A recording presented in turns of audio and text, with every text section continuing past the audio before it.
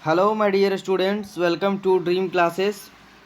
तो जैसा कि आप सभी बच्चे को थंबनेल में दिख रहा होगा, आज का ये क्लास काफ़ी खास होने वाला है क्योंकि आज हम लोग बच्चों के डिमांड पर साइंस के मॉडल सेट के एक लाइव टेस्ट को लेकर के आए हैं। तो जल्दी से जुड़िए क्लास में और ज़्यादा से ज़्यादा इसको शेयर करिए, ठीक है। और आज के इस क्लास का आनंद उठाइए, काफ़ी बेहतरीन टॉपिक आज होने वाला है। तो आज हम आपको 40 वैसे प्रश्नों से रूबरू करवाएंगे जो आपके आने वाले बोर्ड एग्जाम के व्यू से काफ़ी इंपॉर्टेंट होने वाला है, ठीक है। तो चलिए क्लास की शुरुआत करते हैं। जो भी स्टूडेंट न्यू हो गए चैनल पे, सब्सक्राइब बटन दबा दीजिएगा, बगल में बेल आइकन होगा उसको प्रेस कर दीजिएगा ताकि हमारे आने वाले नए वीडियो का नोटिफिकेशन आपको मिल सके, ठीक है। तो चलिए आज की शुरुआत एक बेहतरीन सवाल से हम लोग करते हैं। तो जल्दी से इसको शेयर करिए क्लास को ताकि और भी आपके जो भी स्टूडेंट भाई बहन हो वो हमारे इस क्लास से जुड़ सके। आज का हमारा पहला सवाल देखिए, आपको स्क्रीन पे दिख रहा है कि विद्युत फ्यूज धारा के किस सिद्धांत पर कार्य करता है, ठीक है। और 4 ऑप्शन आपको दिख रहा है। बहुत ही अच्छा सवाल है आपके एग्जाम के व्यू से। ऑप्शन दिख रहा है आपका उष्मीय प्रभाव, चुंबकीय प्रभाव, रासायनिक प्रभाव, इनमें से कोई नहीं। जल्दी से टिक करिए क्या होना चाहिए इसका राइट आंसर, ठीक है। विद्युत फ्यूज धारा के किस सिद्धांत पर कार्य करता है, जल्दी से बतलाइए। ऑप्शन नंबर इसका क्या होगा राइट आंसर, और आप लोग टिक करिए, ऑप्शन नंबर ए को टिक लगा लीजिए। विद्युत फ्यूज धारा के उष्मीय प्रभाव पर जो है ना, अब वो करता है, ठीक है, कार्य करता है। चलिए अगले सवाल पे बढ़े। क्वेश्चन नंबर 2 ध्यान देते चलिएगा। क्वेश्चन नंबर 2 बहुत ही अच्छा सवाल है। कह रहा बैटरी से किस प्रकार की धारा प्राप्त होती है, ठीक है। क्या था क्वेश्चन नंबर 2, बैटरी से किस प्रकार की धारा प्राप्त होती है, दिष्ट धारा, प्रत्यावर्ती धारा। ऑप्शन नंबर 3 हमारा कह रहा है ए और बी दोनों, और ऑप्शन नंबर 4 हमारा कह रहा है इनमें से कोई नहीं। बताइए क्या होगा इसका राइट आंसर। काफ़ी अच्छा सवाल यह भी है, आपके बोर्ड एग्जाम से ये काफ़ी इंपॉर्टेंट है जी। तो याद रखिएगा आप लोग कि बैटरी से जो है ना, वो ऑप्शन नंबर ए इसका राइट आंसर हो जाएगा। दिष्ट धारा प्रवाहित होती है, यानी कि दिष्ट धारा को हम लोग कह सकते हैं डीसी। डीसी का मतलब होता है डायरेक्ट करंट, ठीक है। चलिए अगले सवाल की ओर बढ़ते हैं। मॉडल सेट का 3rd नंबर सवाल काफ़ी इंपॉर्टेंट एग्जाम के व्यू से। दाढ़ी बनाने में किस प्रकार के दर्पण का उपयोग किया जाता है। हम लोग आमतौर पर घरों में देखते होंगे, जो हमारे घरों में जो आईना होता है छोटा वाला, जिससे हम लोग दाढ़ी बनाने का या फेस देखने का प्रयोग में लाते हैं, वो किस दर्पण का बना होता है, बताइए जल्दी से। अवतल दर्पण, उत्तल दर्पण, समतल दर्पण, इनमें से कोई नहीं। क्वेश्चन नंबर 3 आंसर को टिक लगाइए, क्या होगा इसका राइट आंसर, ठीक है। और आप लोग टिक लगा लीजिए, इसका राइट आंसर हो जाएगा ऑप्शन नंबर ए, अवतल दर्पण इज द राइट आंसर, ठीक है। चलिए नेक्स्ट क्वेश्चन नंबर 4 आपको स्क्रीन पे दिख रहा है। कह रहा है समतल दर्पण द्वारा बना प्रतिबिंब कैसा होगा। ऑप्शन ए दिख रहा है काल्पनिक होगा, ऑप्शन बी दिख रहा है वास्तविक होगा, ऑप्शन सी हमारा दिख रहा है ए और बी दोनों होगा, मतलब काल्पनिक और वास्तविक दोनों होगा, और ऑप्शन डी कह रहा है इनमें से कोई नहीं। बताइए क्वेश्चन नंबर 4, 4 ऑप्शनों में आपको टिक करना है, और आप लोग टिक लगा लीजिए जी। इसका राइट आंसर होगा ऑप्शन नंबर ए, समतल दर्पण द्वारा बना प्रतिबिंब काल्पनिक होता है, ठीक है। अगले सवाल पे बढ़े।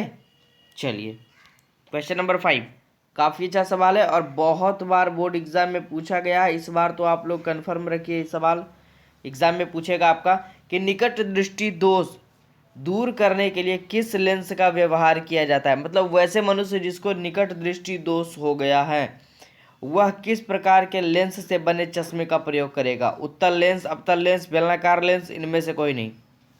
जल्दी से बतलाइए और याद रखिएगा ऑप्शन नंबर बी को, जिसको निकट दृष्टि दोष होगा वो अवतल लेंस, जिसको दूर दृष्टि दोष होगा वो उत्तल लेंस, ठीक है।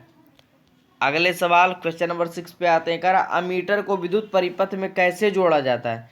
ऑप्शन देखिए, श्रेणी क्रम में, पार्श्वबद्ध जोड़ा जाता है, ए और बी दोनों जोड़ा जाता है, या इनमें से कोई नहीं। जल्दी से टिक करिए क्वेश्चन नंबर 6,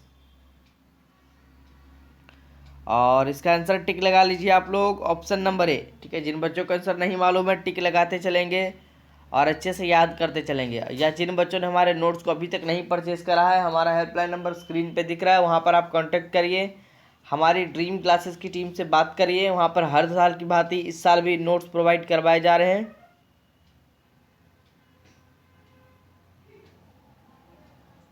चलिए क्वेश्चन नंबर 7,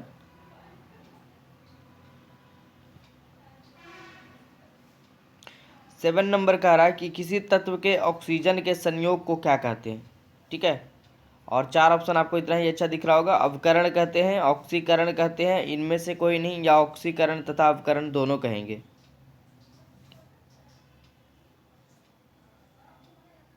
किसी तत्व के ऑक्सीजन के संयोग को क्या कहेंगे, बताइए। क्वेश्चन नंबर 7, बहुत ज़्यादा बच्चों का रेस्पॉन्स आ रहा है, टिक कर लिया बहुत ज़्यादा बच्चों ने, और ऑप्शन ए को टिक लगाइए। ठीक है, ये होगा राइट आंसर।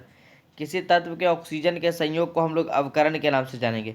और एक देखिए 8वां नंबर सवाल काफ़ी अच्छा है। 1 माइक्रो एम्पियर विद्युत धारा निम्नलिखित में कौन सा होगा, यानी 1 माइक्रो बराबर कितना होगा ये बताना है आपको।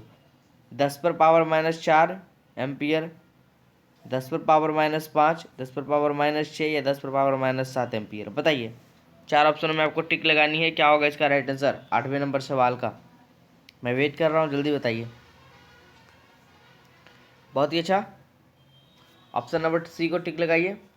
10⁻⁻6 इज द राइट आंसर। शुद्ध जल का पीएच मान क्या होगा जी। 9वां नंबर सवाल, काफ़ी इजी और बेहतरीन सवाल आपके एग्जाम के व्यू से। शुद्ध जल, एकदम प्योर वाटर, 7 से कम होगा, 7 से अधिक होगा, 7 के बराबर होगा, इनमें से कोई नहीं। आप लोग को पता होगा कि शुद्ध जल कैसा होता है, पीने में कैसा होता है, उदासीन होता है, उसमें कोई स्वाद नहीं होता है, यानी ना अम्लीय होता है ना क्षारीय होता है। ठीक है, तो इसका राइट आंसर क्या होना चाहिए, 7 के बराबर होना चाहिए, है ना।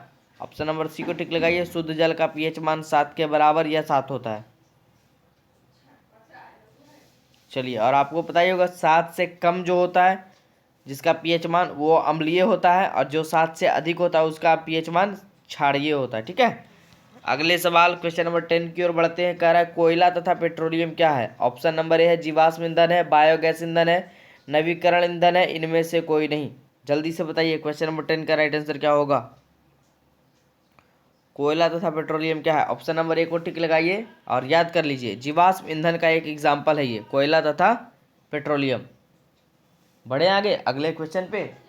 क्वेश्चन नंबर 11 कह रहा है पादप अवशिष्ट संचित रहते हैं पत्तियों में, छाल में, कोशिकीय रिक्तियों में, या इनमें से सभी में। बताइए जल्दी से, पादप अवशिष्ट संचित रहते हैं कहाँ। 11वां नंबर सवाल आपके स्क्रीन पे दिख रहा है, जल्दी से टिक करिए।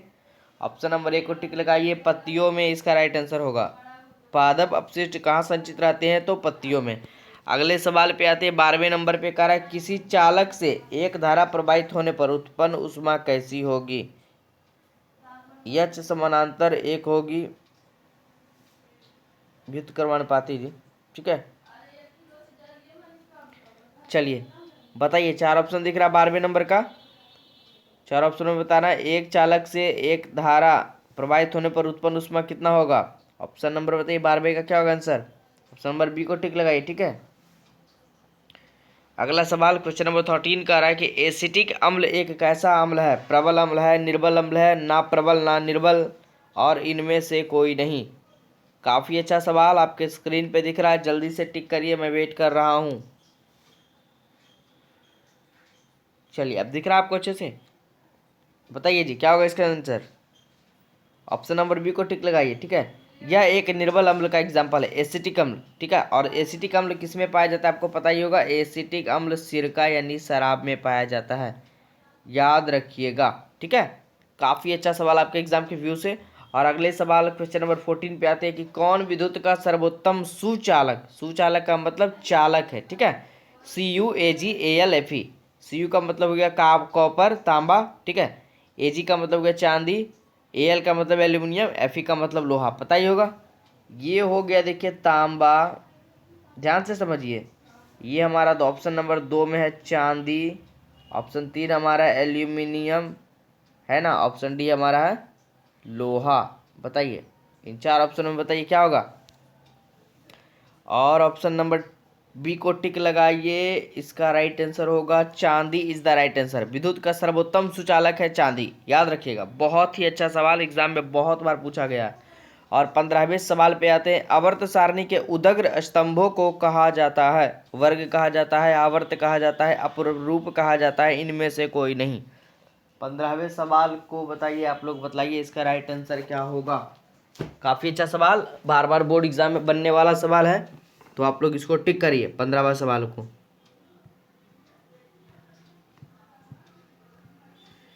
चलिए जल्दी से बताइए क्या होगा इसका राइट आंसर। 15वें नंबर सवाल का आंसर टिक करिए।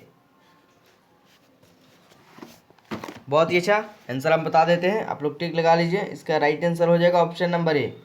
आवर्त सारणी के उदग्र स्तंभों को हम लोग वर्ग कहेंगे, ठीक है। अगले सवाल 16 नंबर पे आते हैं। करा देखिए, बहुत ही अच्छा सवाल है। CuO plus H2 equal to Cu plus HO2 किस प्रकार की क्रिया है? उपचरण विक्रिया है, अपचरण विक्रिया, उदासीनीकरण विक्रिया या रिडक्स विक्रिया, ठीक है। बताइए 16वें सवाल का जवाब आप लोग टिक करिए। और ये काफ़ी अच्छा सवाल है, एग्जाम के व्यू से। ऑप्शन नंबर डी को टिक लगाइए। यह एक रेडॉक्स अभिक्रिया का एग्जाम्पल है, याद रखिएगा। और ये देखिए 17वां नंबर सवाल हमने पढ़ाया भी था आपको क्लासेस में कि इलेक्ट्रॉन के स्थानांतरण से बने यौगिक क्या कहलाते हैं? सहसंयोजी, वैद्युत संयोजी, कार्बनिक कहलाते हैं, इनमें से कोई नहीं। काफ़ी अच्छा सवाल, आपके एग्जाम के व्यू से ये काफ़ी इंपॉर्टेंट है। और आप लोग टिक लगाइए, इसका राइट आंसर होगा ऑप्शन नंबर बी, वैद्युत संयोजी is the right answer. Electron के स्थानांतरण से बने यौगिक क्या कहलाएंगे जी? वैद्युत संयोजी कहलाएंगे, ठीक है। चलिए आगे 18वां नंबर सवाल कि पीतल उदाहरण है। पीतल किसका उदाहरण है? धातु का, अधातु का, मिश्र धातु का, उपधातु का। बताइए 18वां सवाल, बहुत ही अच्छा सवाल आपके स्क्रीन के ऊपर दिख रहा है, जल्दी से टिक करिए इसका राइट आंसर। हमने पीछे भी पढ़ा था, पीतल का एग्जाम्पल में पढ़ा था पिताजी। तांबा और जस्ता का यह एक मिश्र धातु होता है, तो राइट आंसर इसका होगा ऑप्शन नंबर सी। कोई डाउट है तो बोलिएगा, सारे स्टूडेंट कमेंट बॉक्स में लिखिएगा, ठीक है। अगर किसी भी सवाल में किसी प्रकार का डाउट हो तो हमारा कमेंट बॉक्स में कमेंट करना ना भूलें। अगले सवाल क्वेश्चन नंबर 19 पे आते हैं। कार्बन हाइड्रोजन से संयोग कर क्या बनाता है? आयनिक यौगिक बनाता है, हाइड्रोकार्बन बनाता है, हैलोजन बनाता है या अम्लराज बनाता है? 19 का जवाब टिक करिए, मुझे चाहिए जवाब, जल्दी करिए। ऑप्शन नंबर बी को टिक लगाइए, एकदम इजी सा सवाल है। कार्बन हाइड्रोजन से संयोग कर हाइड्रोकार्बन का निर्माण करता है, ठीक है। और देखिए अगला सवाल क्वेश्चन नंबर 20 का रहा, आवर्त सारणी के प्रथम वर्ग के सदस्य क्या कहलाते हैं? अम्लीय धातु, क्षारीय धातु, अक्रिय गैस, मिश्र धातु। बताइए जल्दी से 20वें नंबर का आंसर क्या होगा? याद करिए, याद रखिएगा, उसका होगा क्षारीय धातु। और दूसरे का क्या हो जाता था? क्षारीय मृदा धातु। हमने पढ़ा था जी आवर्त सारणी के वीडियो को, जिसने नहीं देखा बच्चा वो जरूर जाकर देखिए हमारे चैनल के प्लेलिस्ट में। और ये आगे देखिए 21वां नंबर सवाल आपके एग्जाम के व्यू से most VVI, plaster of Paris का सूत्र क्या होगा? ऑप्शन देखिए काफ़ी पेचीदा लगेगा। CaSO4 into half H2O, CaSO4 into half 2H2O, CaSO3 into half HO या CaSO3 इंटू हाफ 2HO2O। काफ़ी बेहतरीन सवाल आपके एग्जाम के व्यू से, याद कर लीजिए, रट लीजिए, जैसे पढ़ना है पढ़ के जाइए, बार बार एग्जाम में पूछेगा, ठीक है। और आप लोग ऑप्शन टिक लगाइए, इसका जो राइट आंसर होने जा रहा है वो 21 का होगा जी, ऑप्शन नंबर ए वाला CaSO4 इंटू हाफ H2O इसका राइट आंसर होगा, प्लास्टर ऑफ पेरिस का सूत्र, ठीक है। चलिए अगला सवाल 22 नंबर आज के स्क्रीन पे दिख रहा है। कह रहा है C2H6 में कितने सहसंयोजक बंधन होंगे? 6 होंगे, 7 होंगे, 8 होंगे, 9 होंगे? जल्दी से बताइए। क्वेश्चन नंबर 22 22वें नंबर का आंसर क्या होना चाहिए? और ऑप्शन को टिक लगाइए, इसका राइट आंसर होगा ऑप्शन नंबर बी, ठीक है। C2H6 में कितने सहसंयोजक बंधन होंगे जी? तो 7 होंगे। और देखिए 23वां नंबर सवाल हमने पढ़ा था बायोलॉजी वाले सेशन में कि द ओरिजिन ऑफ स्पीसीज नामक पुस्तक किसने लिखा? ठीक है, हमारे चार्ल्स डार्विन ने लिखा था। ऑप्शन देखने का भी जरूरत नहीं, ऑप्शन ए को टिक लगाइए, ठीक है। आंख मूंद कर टिक लगाइए, रट के चले जाइए। द ओरिजिन ऑफ स्पीसीज नामक पुस्तक किसने लिखा? हमारे चार्ल्स डार्विन ने। और आपको कंफ्यूज करने के लिए 3 ऑप्शन और अलग से दिए गए हैं, ओपेरिन ने, लैमार्क ने, इनमें से कोई नहीं। इंटरेस्टिंग क्लास बना देंगे आप लोग का एकदम, बस बने रहिए अंत तक। काफ़ी बेहतरीन टॉपिक आज का ये है, ठीक है। देखिए 24वां नंबर सवाल थोड़ा सा बड़ा दिख रहा है, छोटा कर लेते हैं, है ना। अब दिख रहा है आपको, कह रहा है कि 24वां नंबर R1 तथा R2 प्रतिरोध श्रेणी क्रम में जोड़े गए हैं तो इनका समतुल्य प्रतिरोध का मान क्या होगा। R1 बटा R2 होगा, R1 माइनस R2 होगा, R1 प्लस R2 होगा, या 2R1 इंटू R2 होगा। जल्दी से बताइए 24 नंबर का आंसर। काफ़ी अच्छा सवाल है और आप लोग को टिक करना है सारे बच्चे को। चलिए बहुत ही ज़्यादा बच्चों का रेस्पॉन्स आ रहा है। ऑप्शन नंबर सी को टिक लगाइए। जिनको नहीं भी मालूम है वो भी रट लीजिए। R1 तथा R2 प्रतिरोध श्रेणी क्रम में जब जोड़े जाएंगे तो इनका समतुल्य प्रतिरोध R1 प्लस R2 होगा, ठीक है। श्रेणी क्रम में डायरेक्ट जुड़ जाता है, समांतर क्रम में 1 बटे करके वो ऐड होता है, याद रखिएगा। देखिए 25वां नंबर सवाल काफ़ी अच्छा है, कह रहा है एल्कीन का सामान्य सूत्र, है ना। तो ये एल्कीन का हमने बता रखा था। एल्कीन अगर डायरेक्ट रहे तो CnH2n पे क्लिक करिए, और अगर एल्काइन रहे तो -2 वाला हो जाएगा ये वाला, और एल्केन रहे तो +2 वाला हो जाएगा, ठीक है। तो अभी 25 का आंसर क्या होगा, ऑप्शन नंबर बी।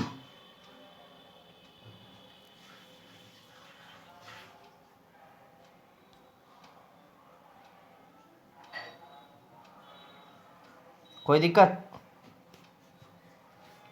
चलिए किसी को डाउट हो तो हमें कमेंट बॉक्स में लिखिएगा, ठीक है। 25वें सवाल में अगर किसी को डाउट हो तो बताइएगा। H2 गैस का रंग कैसा होगा। एल्कीन का सामान्य सूत्र है जी,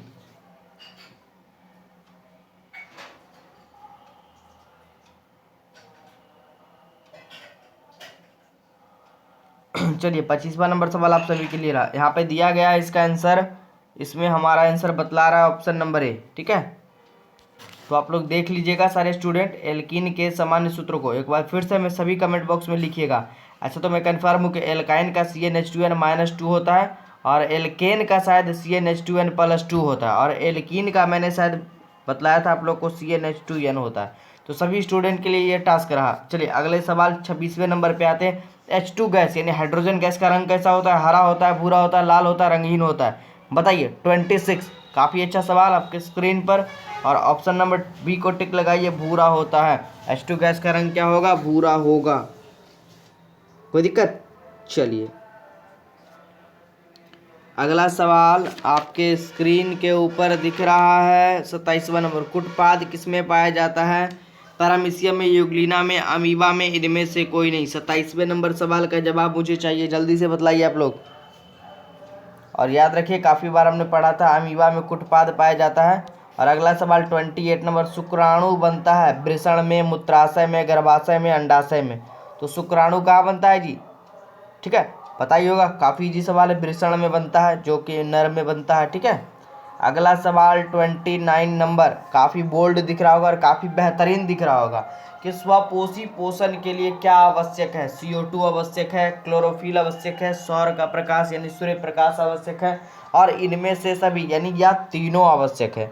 आप लोग को मैंने बताया था कि ये तीनों आवश्यक है, यानी ऑप्शन नंबर डी इसका राइट आंसर होगा, ठीक है। और अगला सवाल काफ़ी अच्छा सवाल, कह रहा मनुष्य के शरीर की सबसे बड़ी ग्रंथि कौन सी है। लीवर, अग्नाशय, अंडाशय, एड्रीनल। क्वेश्चन नंबर 13 का राइट आंसर मुझे चाहिए। और याद रखिएगा मनुष्य के शरीर की सबसे बड़ी ग्रंथि लीवर होगी, ठीक है। चलिए 31 नंबर पे आते हैं। नर युग्मक और मादा युग्मक के संयोजन से क्या बनता है। जाइगोट बनता है, अंडाणु बनता है, शुक्राणु बनता है, या वीर्य बनता है। 31 नंबर बतलाइए, और ऑप्शन ए को टिक लगाइए। Zygote is the right answer, ठीक है। क्या होगा इसका राइट आंसर जी, जाइगोट।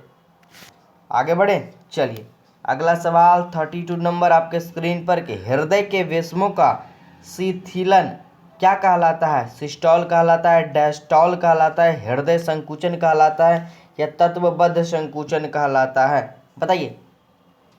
क्वेश्चन नंबर 32 का राइट आंसर क्या होगा, ऑप्शन बी को टिक लगाइए, डायस्टोल कहलाएगा।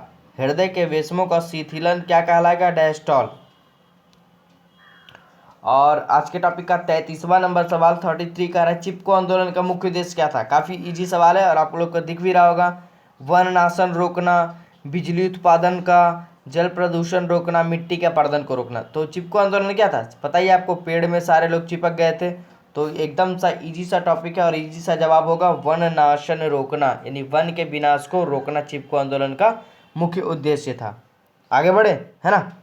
34वां नंबर सवाल आपके स्क्रीन के ऊपर सही ढंग से दिख रहा है ना। कह रहा है अगर किसी कारण से किसी मनुष्य का वृक्क कार्य करना बंद कर दे, है ना, तो उसका परिणाम क्या होगा। उत्सर्जन बंद हो जाएगा, दूसरे वृक्क से उत्सर्जन होगा, मनुष्य की तुरंत मृत्यु हो जाएगी, या इनमें से कोई नहीं। बताइए 34 नंबर का राइट आंसर क्या होगा। और आप लोग टिक लगा लीजिए ऑप्शन नंबर बी।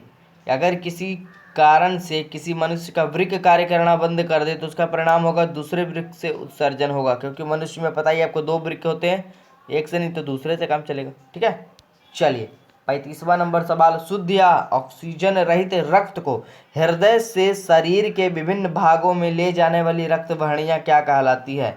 ठीक है, धमनियां, शिराएं, आलिंद निलय। बताइए जल्दी से 35 का राइट आंसर मुझे चाहिए, है ना।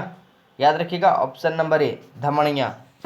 तो याद रखिएगा शुद्ध रक्त धमनी, अशुद्ध रक्त शिरा, है ना। शिराएं जो है वो अशुद्ध रक्त ले जाएगी, धमनी जो है शुद्ध रक्त। अगला 36 नंबर का हार्मोन स्रावित होता है, किससे स्रावित होता है बताइए। ऑप्शन दिख रहा है आपको, अंतःस्रावी ग्रंथि से, बाह्यस्रावी ग्रंथि से, नालिका ग्रंथि से, या इनमें से कोई नहीं। 36 नंबर काफ़ी इजी नहीं है लेकिन अच्छा सवाल हम कह सकते हैं इसको, और ऑप्शन ए को टिक लगाइए, अंतःस्रावी ग्रंथि से, है ना। 37वें नंबर पे आते हैं, इनमें से कौन अलैंगिक जनन की विधि है। विखंडन, मुकुलन, बीजाणु जनन, इनमें से सभी। बताइए question number 37 right answer tick करिएगा जी। बहुत ज़्यादा बच्चों का रिस्पॉन्स आ रहा है, तो जल्दी से इसको शेयर करिए वीडियो को, ताकि और भी हमारे स्टूडेंट जुड़ सके। और ये मॉडल सेट का क्लास था, तो 40 सवाल हम लोग पढ़ेंगे। इसी तरह हम लोग अगले क्लास में भी साइंस के 40 और भी टॉपिक को पढ़ेंगे, और भी अदर सब्जेक्ट के भी। 37वें का राइट आंसर होगा इनमें से सभी। कौन अलैंगिक जनन की विधि है, तो विखंडन, मुकुलन, बीजाणु जनन, ये तीनों जो है ना वो अलैंगिक जनन की ही विधि है। और एक देखिए 38वां नंबर सवाल, बहुत बार एग्जाम में पूछा है, काफ़ी इजी है लेकिन पूछता है जी, कि अफ्रीकी मानव का सबसे निकट संबंधी कौन था। चिंपैंजी, बंदर, गिलहरी, गोरिल्ला। बताइए 38वां नंबर सवाल आप लोग टिक करिए, option number A chimpanzee is the right answer, है ना।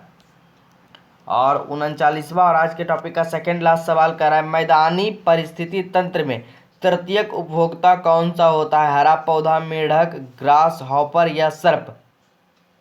39 नंबर काफ़ी अच्छा सवाल आपके स्क्रीन पर, और जल्दी से टिक लगाइए। इसका राइट आंसर होगा ऑप्शन नंबर डी सर्प, यानी सांप इसका सही जवाब होगा, कि मैदानी पारिस्थितिक तंत्र में तृतीयक उपभोक्ता सांप होगा।